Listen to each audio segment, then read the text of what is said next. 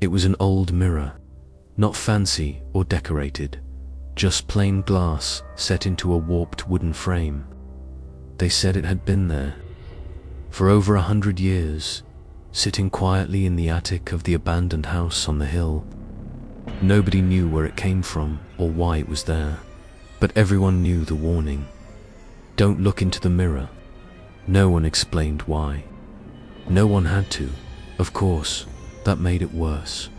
When Sam and his friends found the house, they treated it like a joke. It was the kind of thing kids dared each other to do, creeping through broken windows and rotting doors. The air inside was thick and stale. Dust coated everything. The house whispered as it settled, like it had been waiting. And at the top of the stairs, through a door that groaned louder than it should have, was the attic.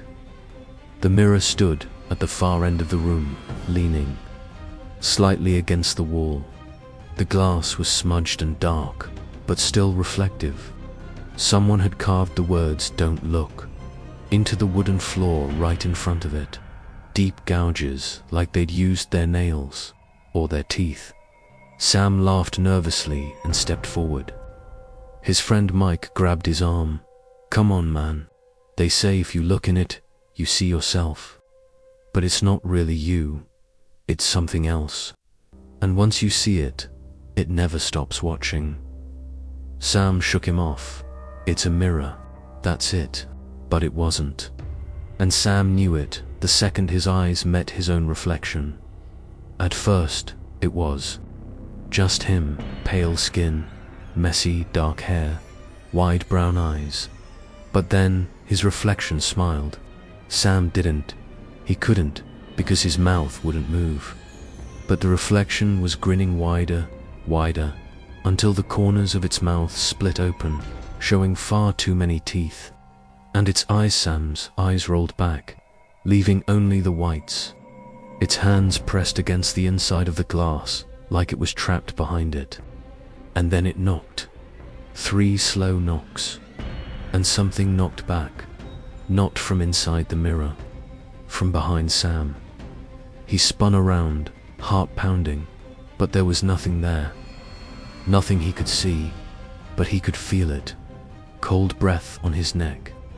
Fingers brushing his shoulder. Mike screamed, but when Sam turned, Mike was gone. Just gone. Like he'd never been there at all. And when Sam looked back at the mirror, his reflection was still smiling. Only now it was alone. He ran, or tried to. The door was gone. So were the stairs. There was only the mirror, and the reflection that wasn't his anymore.